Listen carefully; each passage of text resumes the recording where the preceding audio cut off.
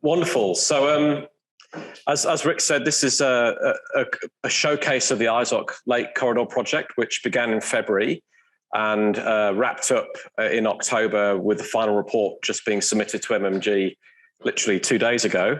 I wanted to give another welcome to country because we obviously have already acknowledged and do so again, the traditional owners of the Indooroopilly area, who are the Jagera and the Turrbal people. But with regards to the Izok Corridor project, there is also the Kivalliq Inuit indigenous peoples who are the custodians of the land there. So I thought it would be really important to start this talk out by acknowledging them, who actually feature as part of the work we've done. Great. So can we all see my cursor? No, we can't. Where's the highlight pen? Laser pointer, there we go. We're off. The Corridor project has actually involved, it's probably been the most multidisciplinary project we've run at SMI. It's involved greater than 30 researchers, plus a team of individuals at the MMG side of things, and collaborators from the University of British Columbia. And it's been, to be honest, from my perspective, as the coordinator of the project, tremendous fun. Oh, what happened there?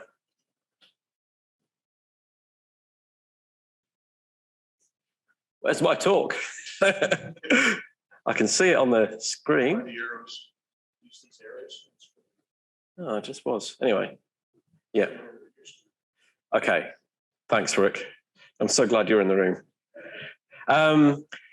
So this here is a map of Canada, and we're located here in the Nunavut territory, northern Canada. The Izok Corridor, Izok Lake mine site itself is right on the border of Nunavut and Northwest territories. And then the Corridor project itself involves that site and another one further to the north, which is called High Lake, which isn't shown on this map. Those are High Lake and Izok Lake are two exceptionally high-grade deposits, and there is potential if these ore bodies can go into production, that there will be significant benefits for the local communities as well. But this is a classic complex ore body. These deposits have been known about, these resources have been known about for a long time now, and MMG are only the latest in a whole line of custodians of those resources. So MMG came to us, having seen the complex ore body program that we've been running, and said, well, what can you do to unlock this resource for us moving into the future? And there is a lot of complexity across a range of technical and ESG challenges. The region itself, you can see from this photo, beautiful, pristine. I mentioned previously in an earlier talk, there's a natural gut reflex that you don't want to go here and disrupt this. And if I'm feeling that as a mining professional, then of course we as an industry need to be super, super careful in an environment like this to make sure we get it absolutely right. And there's remote communities, as already mentioned, so the potential to bring benefits there, but also a number of challenges that exist around interactions with remote communities. Okay.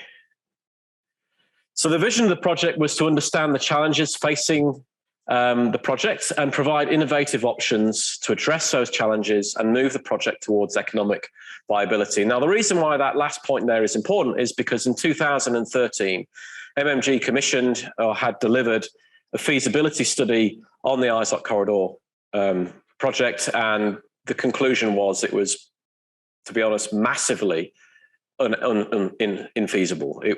It was just not going to fly. And some of the reasons for that were the infrastructure demands to build a road to the region and out to port. And other reasons for it were the design, which was a classic off-the-shelf processing design. So MMG came to us and we worked with them and put together a series of objectives for the project, which are listed here. And what I'm going to do for the rest of this talk, there's going to be a lot of information thrown at you, and I'm not going to talk to a lot of the slides. I just want to give really a shallow, high-level introduction to what the project was about. Give you a flavour for it before we go to the panel to really explore some questions in more depth. But as I said, there was a lot of researchers involved, and these were the themes that the project was really addressing.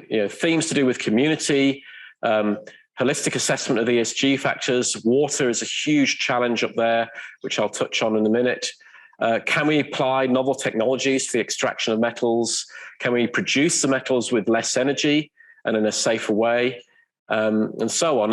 And we involved all 6 centres from SMI, apart from SMI Chile. And we had collaboration with the BRIM Institute over in the UBC.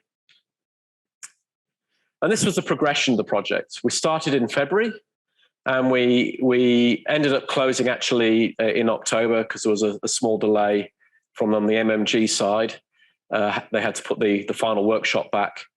And we went through a series of, we ran a series of sub-projects effectively in the areas of water and equity, risk, processing, ESG, conservation. And you can see how that played out through the year. And it really was a game of 2 halves. One of the really interesting ways of structuring this project was it was quite dynamic. So we started out with a broad scope, and the idea is we put forward some initial high-level reviews of the challenges that the project was facing, and then some potential ideas of how MMG may move forward. And MMG then assessed those ideas, and in a workshop in May, they then decided which aspects of the project they wanted to see investigated in further detail. So it was quite dynamic and an unusual way of structuring a project for SMI, but I really like that flexibility to it.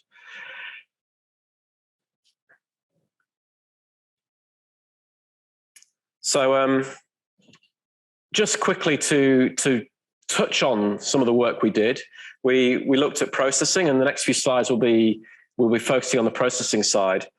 And you can see that we basically brought to the table a whole bunch of ideas around pre-concentration, different ways of looking at bulk float, whether we can turn the project into something that was modular in the way it's built or mobile.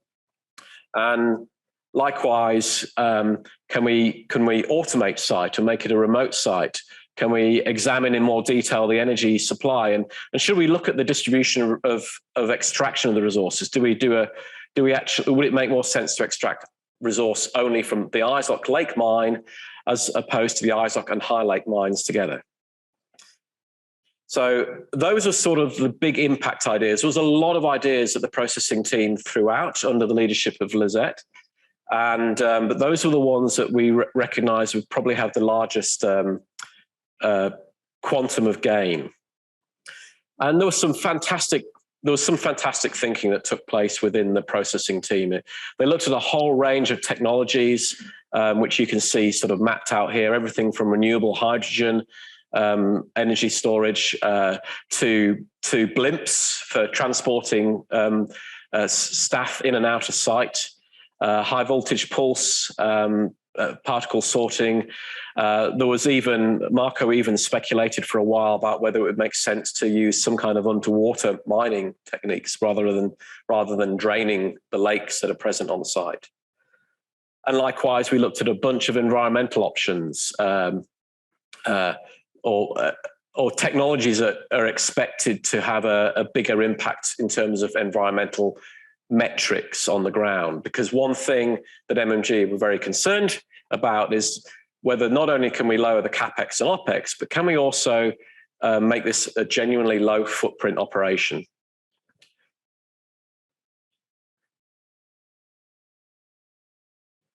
And to sum everything up, there were we went through this approach here, which is listed on the left, looking at various scenarios, ranking them, running a value chain analysis. And then what was interesting is we handed all that information over to MMG, and internally in MMG, they did an economic valuation on it. And at the end of the day, there were roughly 8 priority scenarios which we handed over. And 3 of them look very promising, and two of them I've listed here as the most promising, which have a significant gain in terms of NPV. So we've gone from something that was significantly infeasible to something that is actually quite attractive to MMG on the ground.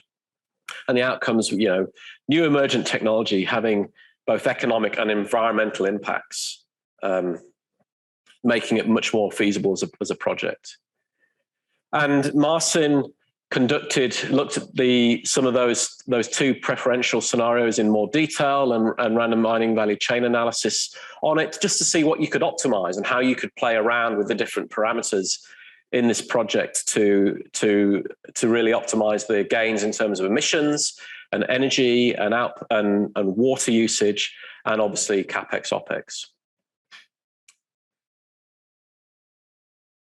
Then in a second stage, in addition to Marcin's energy analysis, we collaborated with UBC, who did a more granular, more detailed level energy analysis on the preferred scenarios that the processing team had come up with. And their approach was quite interesting. Ali Madasey was the key collaborator from UBC, and they put together what's called an energy profile for the project. And you can see this energy profile is running from when we think the project can start going into production to when we think it will end. And they look at Izok Lake and High Lake and the port, the Grays Bay port, and the energy usage in all those sites, if you like, in terms of total energy, electric power required, heat usage, what it costs in terms of putting trucks on the ground and so on.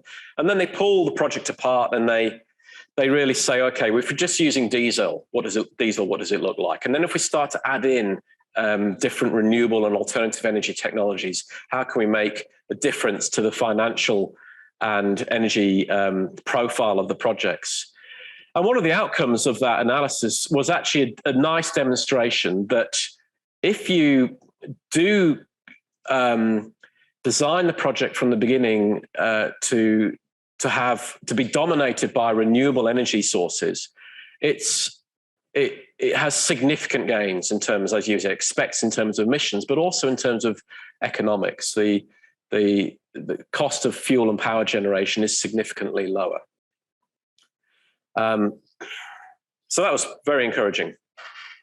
On the water side of things, here's a photo, an image, I believe it is of the Izok Lake. I just actually had to capture this from the internet, so I haven't had it confirmed, but I think this was Izok when it was going through exploration.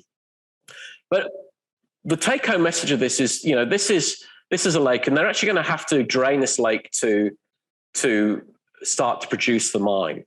And even just looking at that landscape, you can see from a water perspective how variable it is. There's an awful lot of variability in the ore. You've got bodies of open water which freeze during the winter. You have permafrost and so on. So incredibly complex water challenges in this region. At the same time, this is a region that's going through significant changes in terms of climate. I don't know if you realize it, but the Arctic domains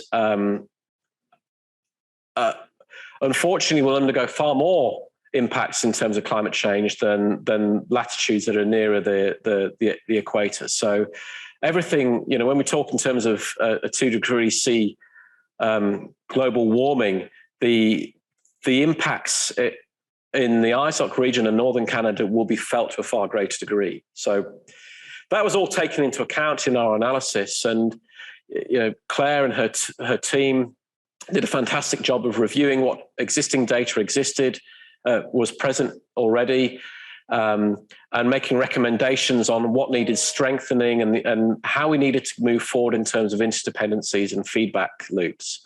And they also put forward some recommendations in terms of developing new technologies to make sure that in the future, you don't have to redo all your water quality assessments in order to be able to get the necessary permits and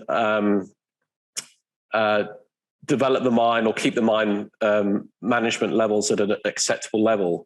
There are some systems level tools that you can develop which will enable you to be much more optimal in that and focused in terms of identifying the data sets that you need. On the conservation side, we were looking at wildlife and the impacts of the mine, particularly on caribou. But Lorna and Peter Erskine did a great job again of reviewing the existing wildlife data sets and producing what are known as habitat suitability maps for the caribou, but also assessing what data sets were missing there. So, you know, they recognize that there's a few baseline updates required for certain wildlife, and that the considerations of how each species impacts on the environment and impacts on one another is a really important way moving forward. And there's a phenomenon known as trophic train, which, if you're ever interested in this, I recommend you go to YouTube and you Google how wolves changed a river. And it's a story of how introducing wolves back into Yellowstone National Park actually stabilized the river systems in that park. And it's fascinating how species impact on one another and ultimately impact on the environment.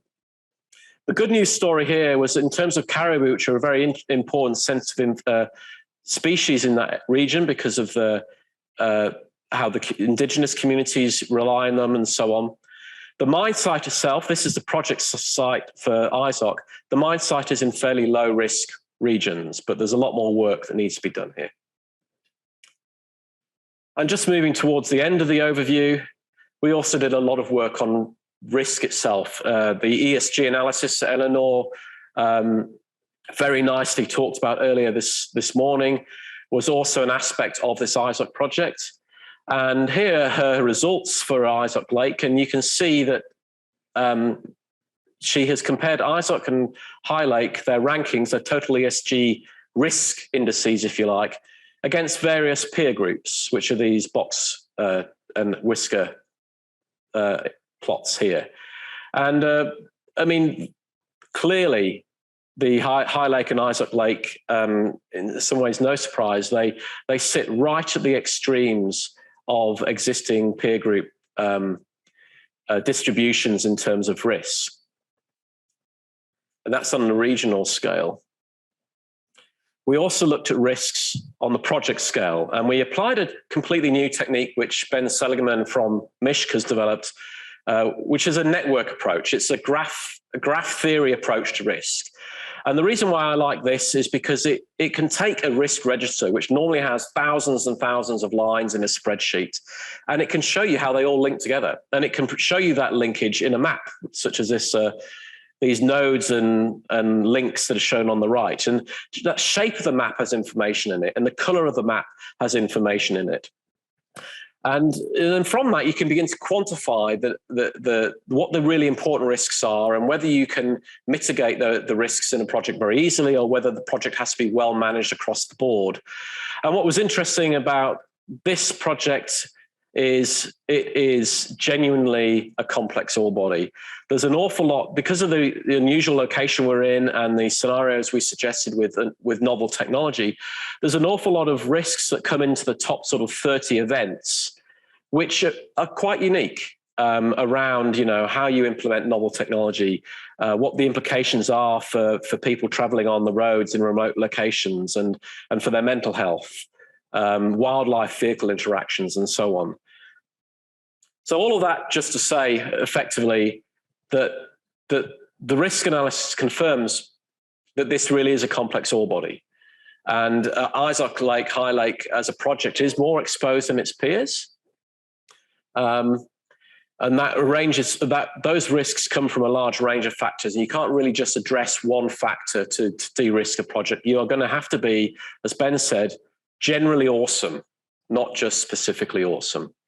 But there's good news in that we all know that MMG have some good, some exemplary performance in managing social environmental risks, and that is going to be key for the future.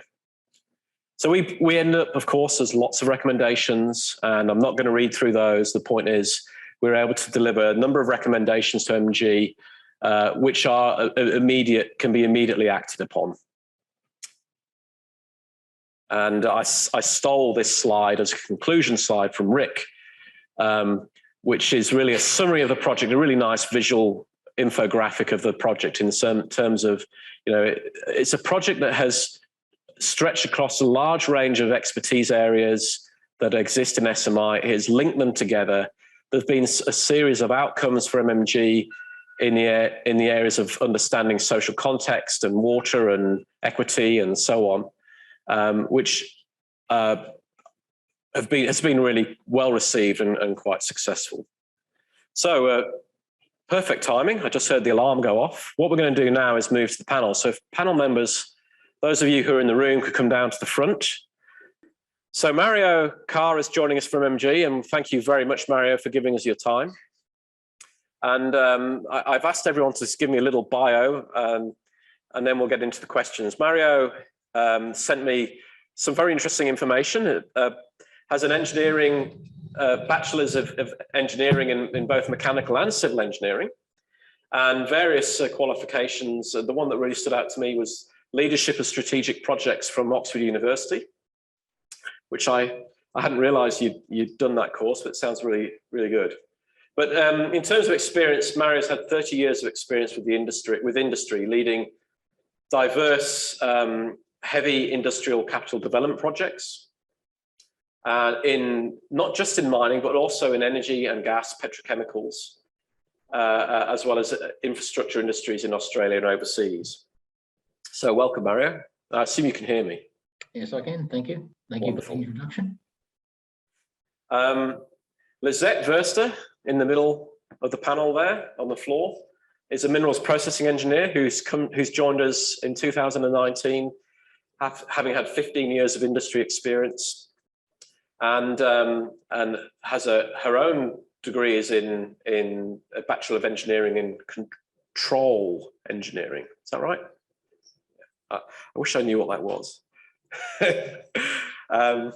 And now she has a leading role in JKMRC, but has also decided to take on the extra responsibilities of a master's. So good luck with that.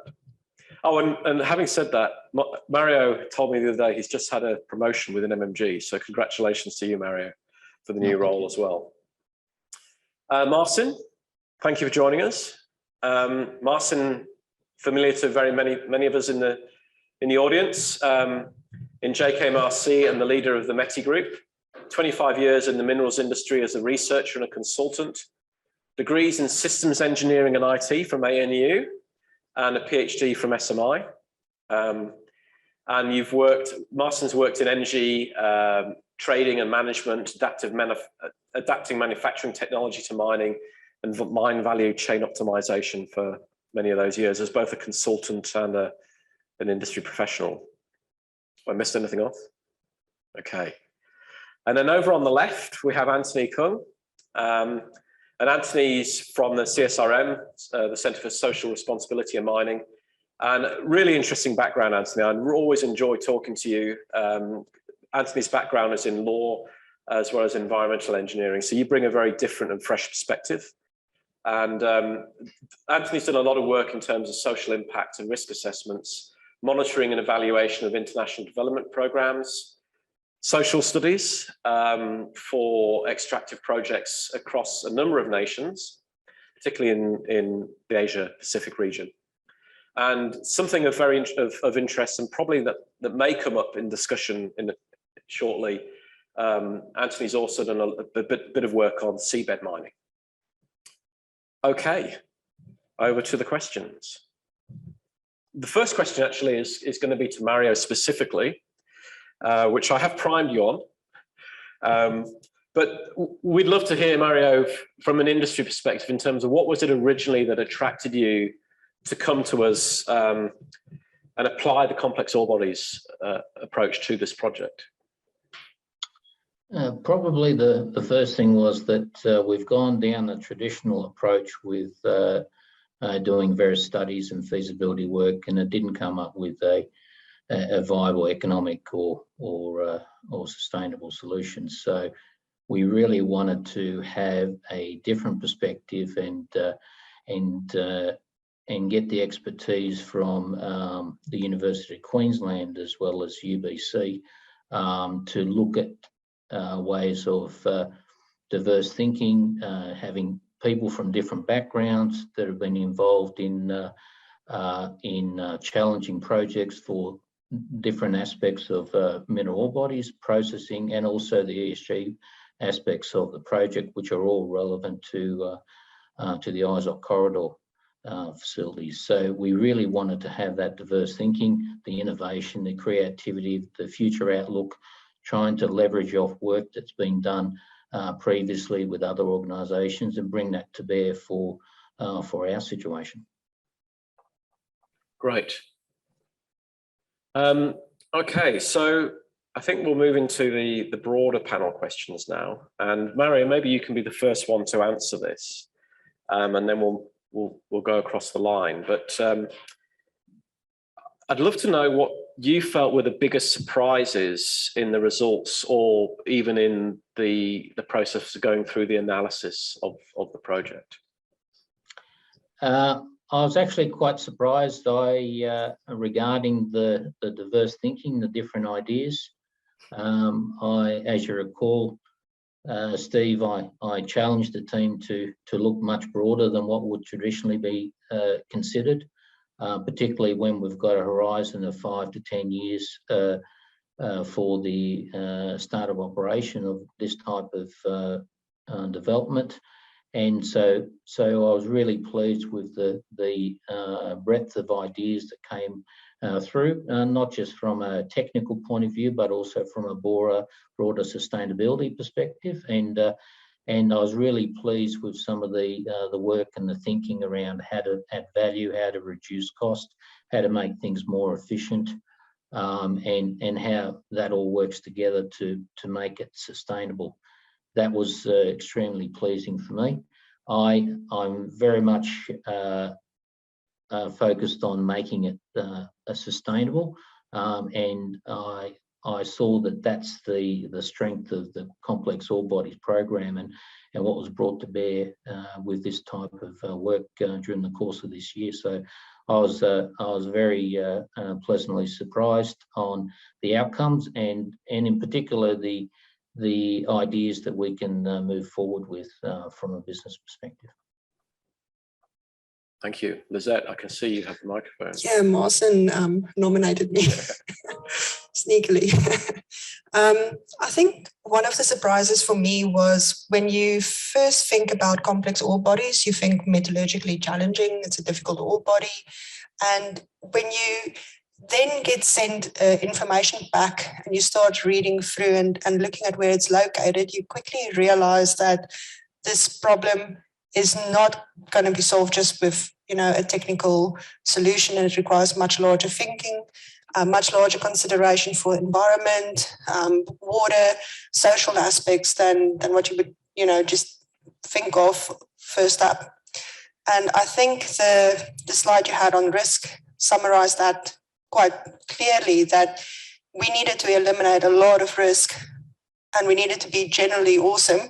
I think was the best quote we had from this entire project to make this work.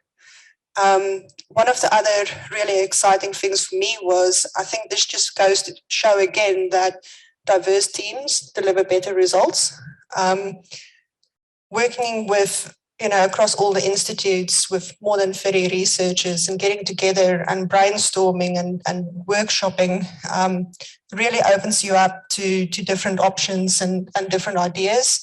So that was a really great experience as well for me. Yeah, maybe Anthony, go next. Thanks, Steve. And also thank you to the SMI, Neville and Rick for funding this project, as well as to MMG. Thank you, Mario. I can only really comment on a very small part of this project. So our work looked at models of Indigenous equity participation, that's co-ownership by Indigenous landowners of mining projects on their land. We deliberately didn't look at Izok specifically because we wanted to do this research, which really hadn't been done before. What was the best outcome from my perspective was an opportunity to challenge and to critically pull apart the claim that, Steve, you put up on the first slide, that this project is of genuine benefit to communities. I can't comment on Izok specifically, but at least in the context of Indigenous co-ownership of mining, there is a prevailing idea that co-ownership is always going to be good. And what this research allowed us to do was to advance our thinking into that. When might it not be good? When might Indigenous co-ownership backfire on Indigenous landowners? We've just really scratched the surface of that. But I think that idea of, building on what you said, Lizette, idea of building on, this is really complex. And when we claim benefits to landowners, what are the dimensions of benefit? How do we know? And what are the assumptions does that claim rest on? And will those assumptions hold for the next 50, 70, 100 years through life of mine and past it? So the best outcomes for me, Steve, was the opportunity to really explore this in ways that we hadn't done before, but we think is sorely needed. Yeah, and you have a paper emerging on that, hopefully. Yeah. I'll be really quick. I think for me, it never ceases to surprise me. And every time a similar project comes up, I find that the similar thing, that there's still a huge amount of space for us to do in this industry to find innovative things, whether it's equipment, whether it's processes, whether it's, solutions across, economic, social, environmental factors and the technical factors. There's still a lot of, we touched the surface on, and we talked about it today, high voltage pulse, coarse particle flotation. I'm going from the processing side. There is room for so many other equipment and so many other techniques that are still yet to be discovered and developed. Actually, you can keep that. Yeah. So, just to go off piste a little bit from script, not really a result, but I was really pleasantly surprised and by just how interactive MMG were, Mario, and the way you structured yourselves internally, which is really in terms of putting a team within MMG to work alongside our team here. And I think that was an enormous recipe for success, rather than having a one point of contact person and just who'd send out reports and so on. And I think from my perspective, it's been very comforting to see that a lot of the innovations that we commonly talk about within institutes like SMI do seem to genuinely have a material difference on the ground if we go about implementing them.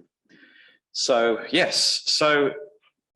reversing that question now and actually asking, what do you think are the most significant challenges that the project faces in terms of getting off the ground in the next 10 years?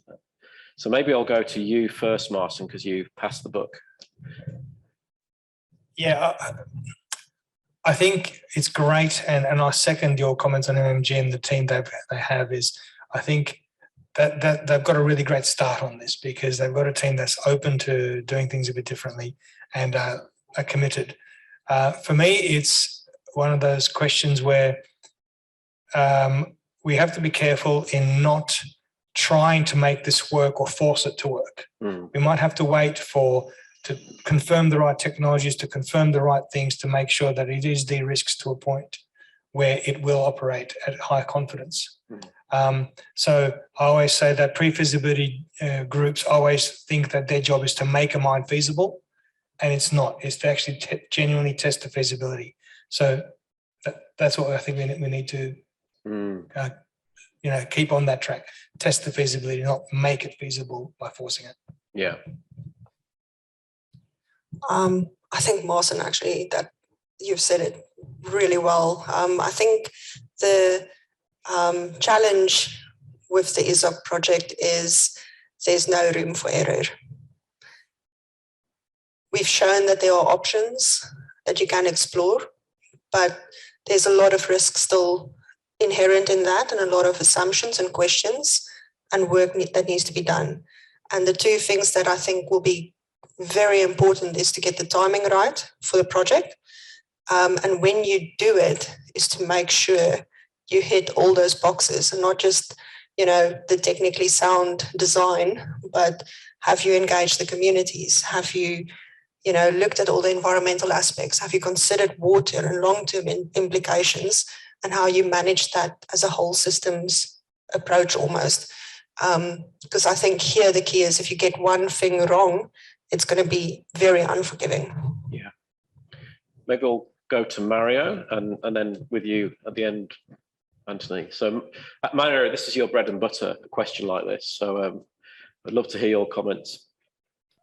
Probably the first one from our perspective is that it is a remote location, and what we see is important is establishing common infrastructure that can be used by our project as well as other projects in the region over time. So for us, that's a key enabler.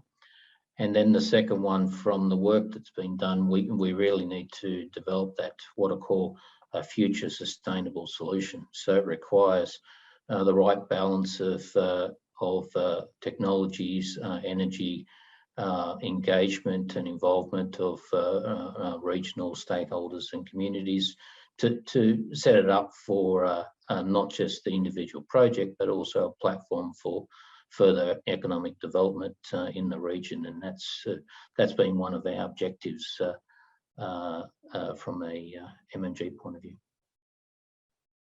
Thanks, Mario.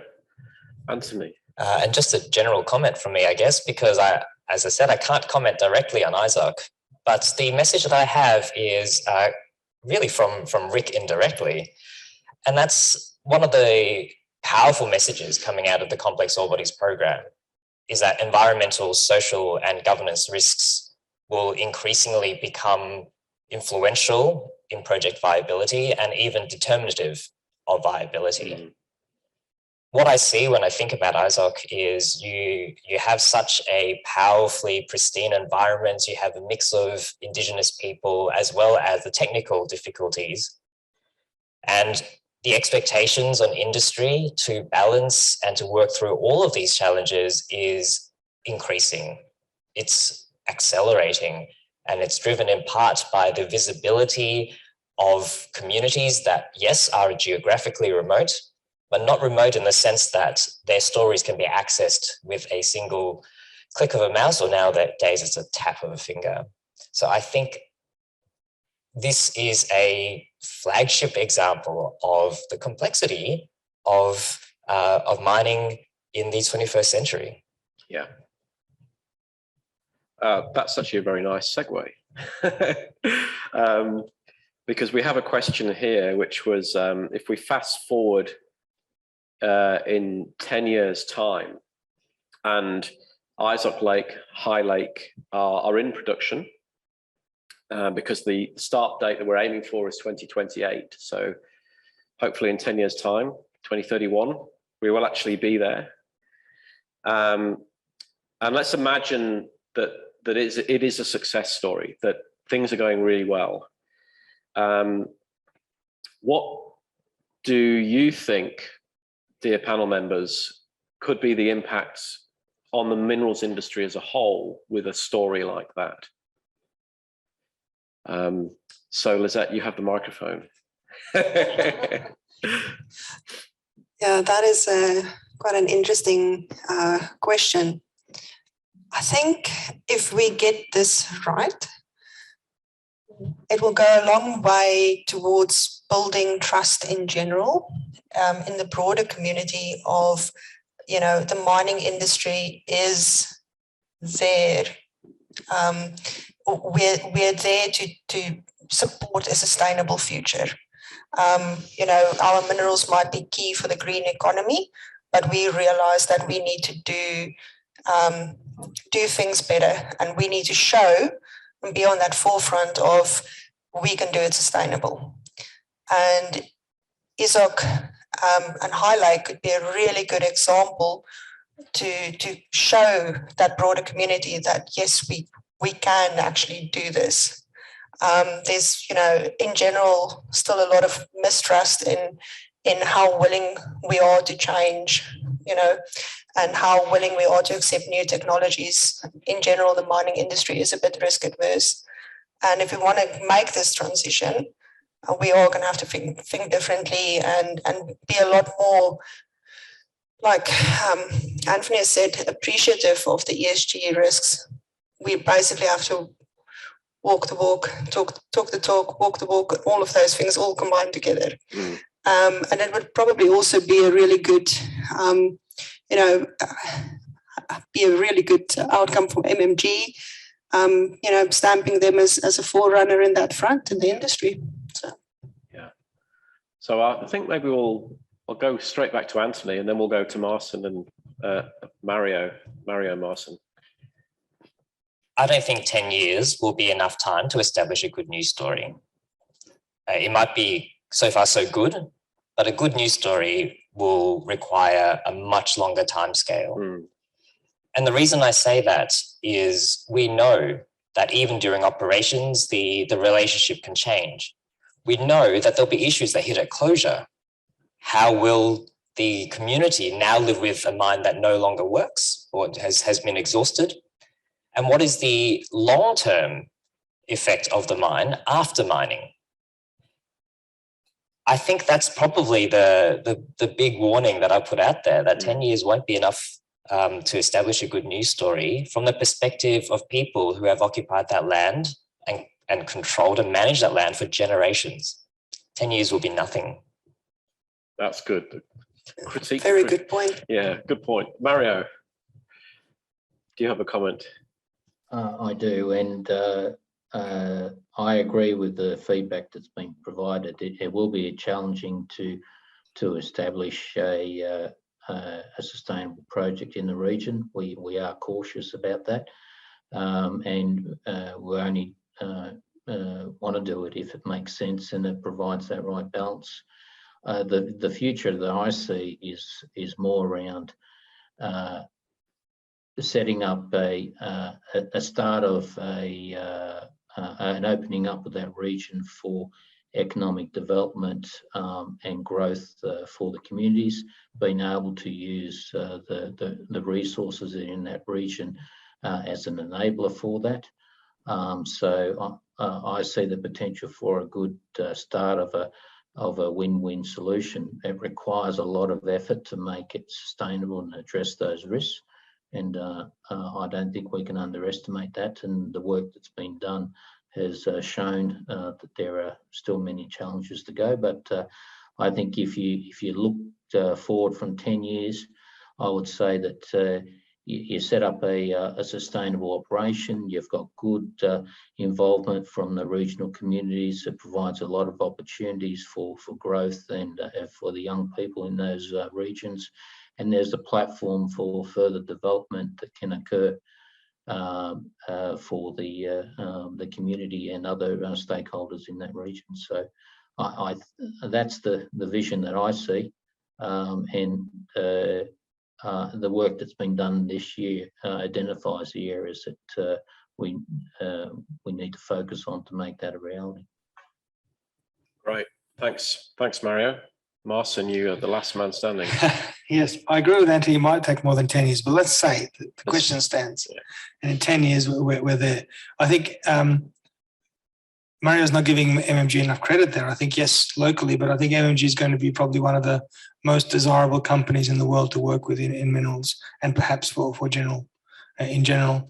And they're going to be invited probably by governments and communities all around the world to develop operations. Equally, I hope that Rick will be CEO of the International Corporation Complex Ore Bodies, and SMI will be recognised as helping MMG on that path. Excellent response. My CEO days are over.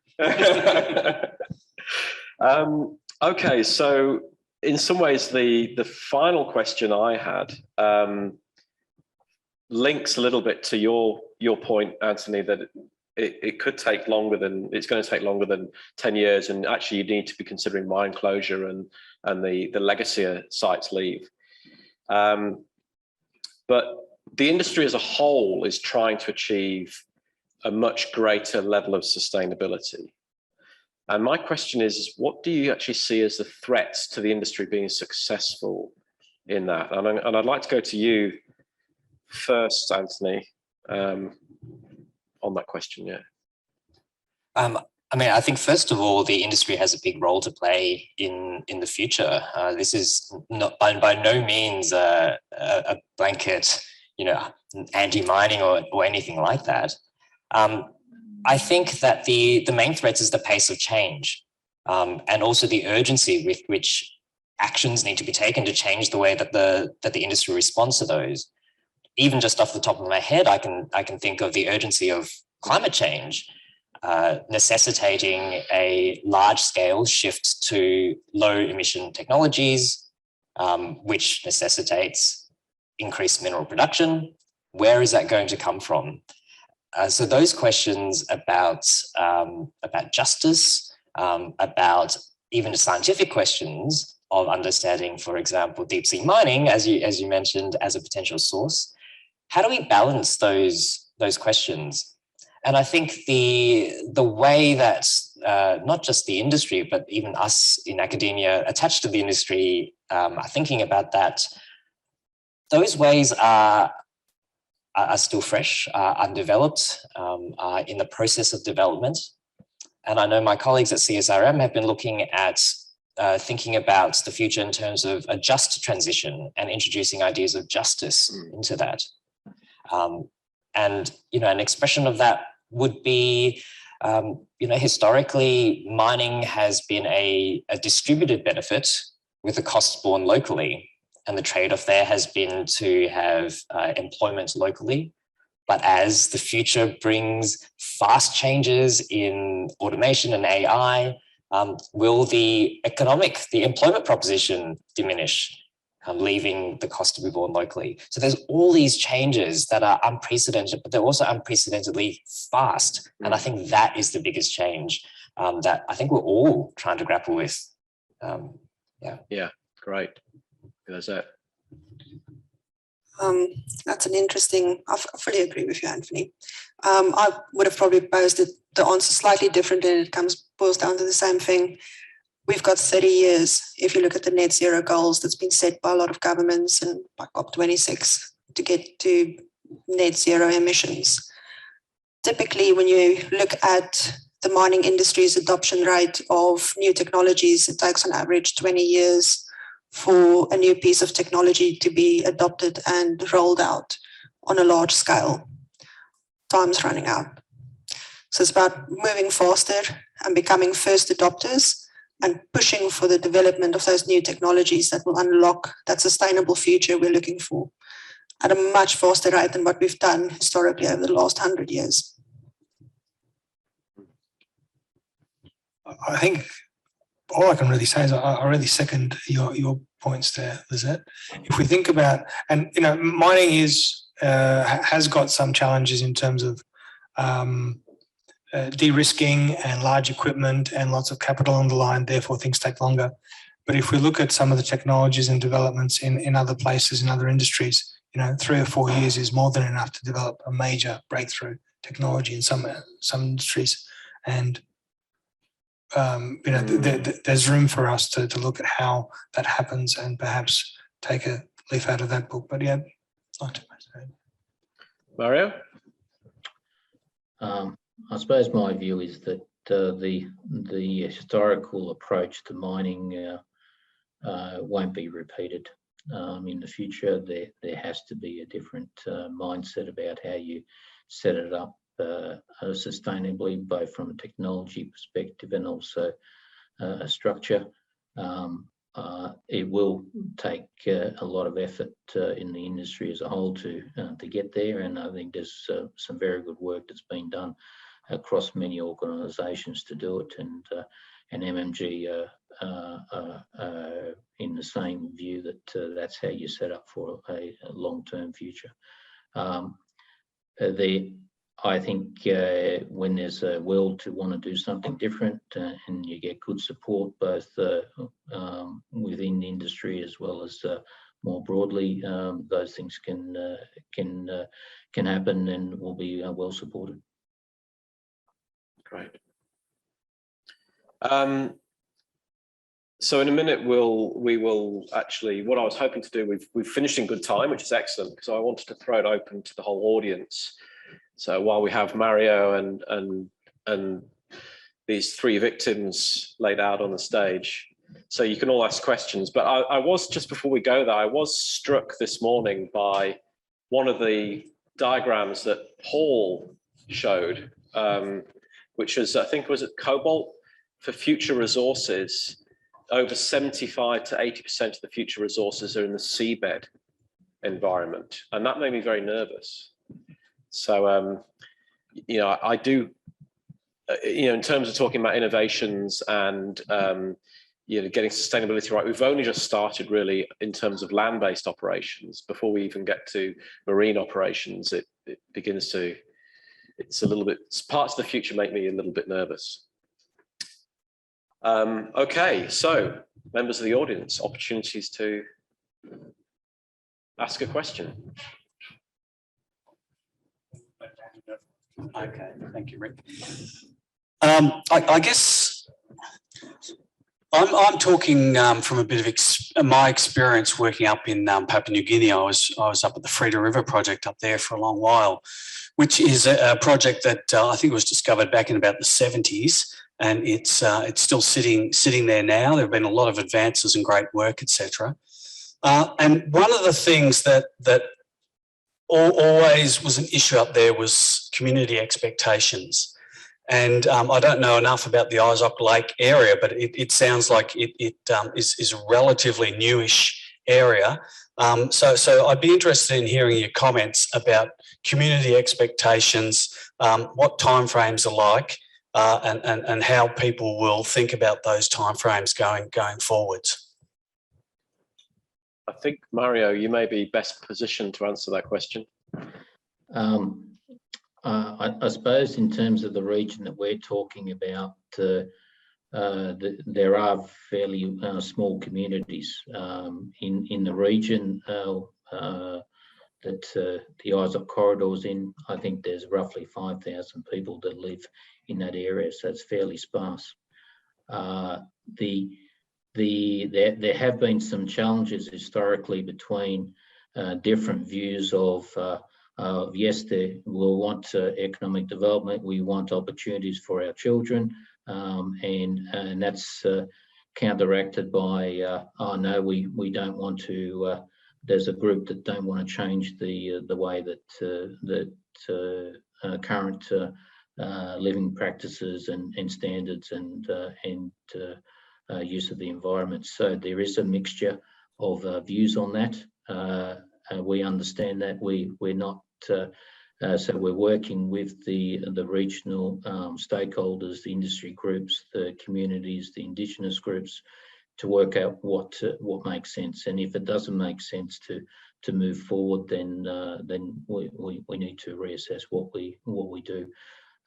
There are considerable expectations in as other regions where regarding what benefits will be achieved both directly and indirectly, and they're the things that we've been working with the local Indigenous groups and local stakeholders on.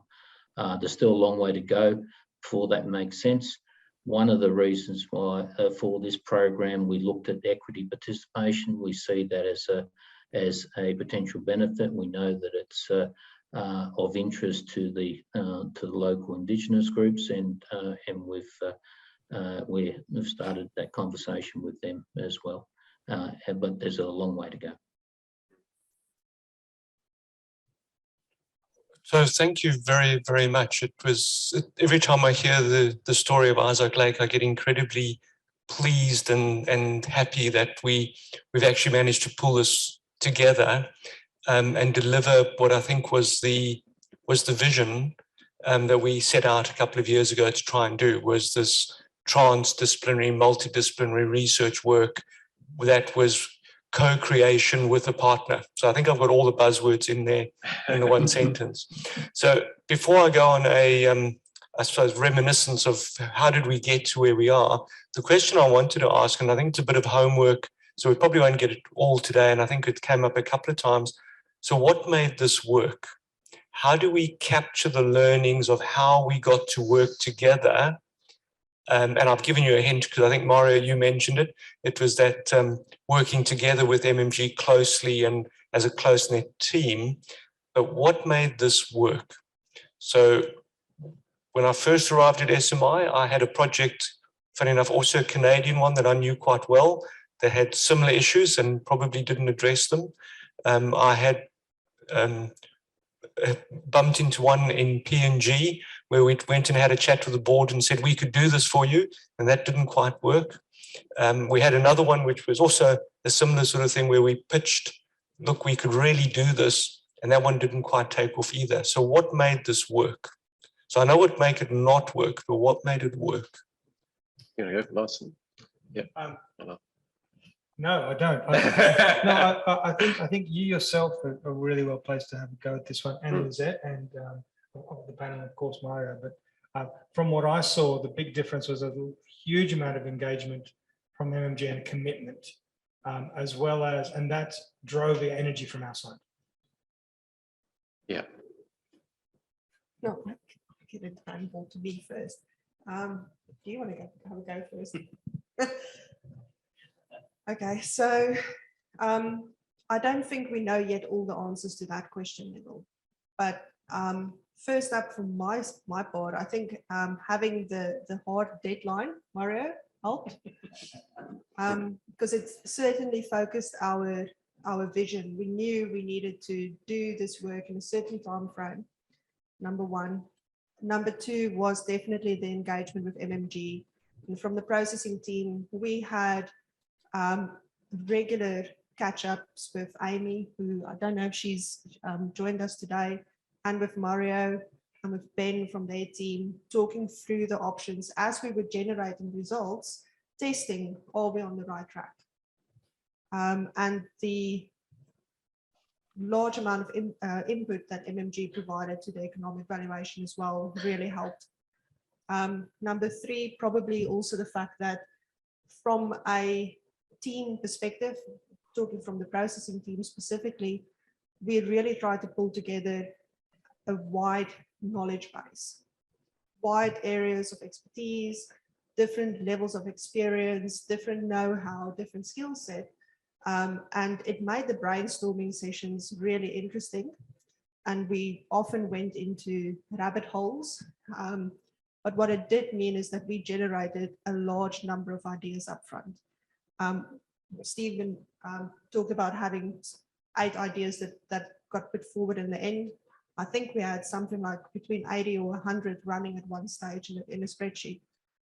So that amount of just free flow brainstorming really helped as well, so that we captured everything without critiquing ourselves in that process. And just in general as well, across the centers, having the ability to test some of our assumptions and being tested, having, being asked hard questions around, did you consider this around water? Or where are you planning on putting your plant? Because my caribou map shows, this is the calving area, which is a very different approach to other projects that I've been involved with. And probably lastly, Steven's input on the two sides of the coin, having the ability to adjust the scope as required based on the results that were coming out. So that's probably more than you were bargaining for, Neville. No, I'm looking, we need to write this up as a paper, by the way. That's Sure. what I'm looking for. Yeah. And maybe you have a comment. I have a comment on that as well. Oh, Anthony does. Yeah. Go for it. Shall I go now? You go for it first, yeah.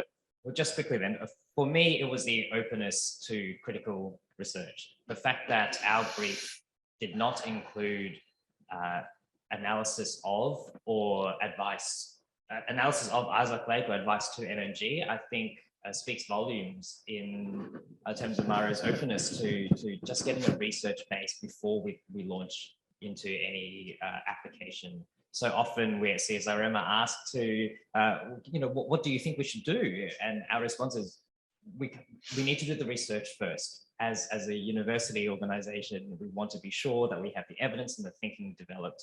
And our brief provided opportunity to do that. And I think that's the key to success in terms of bridging research and practice.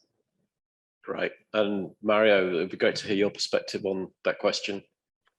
I've probably got a couple of key points from my perspective. One is being open-minded about all and any ideas.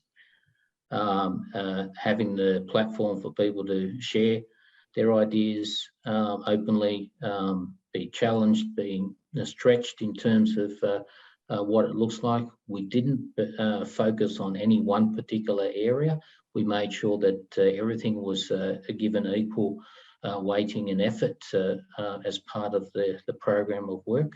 And I would also say that we use the agile approach in terms of how we progress through the program over the last year, which we found was quite useful in terms of doing pieces of work, getting reassessment, getting realigned, working out what else we needed to do, and then going down through another phase. And I think that approach got us to a point where there was good alignment on where we got to and what it meant, and everyone seemed to be comfortable with those outcomes based on going through that process.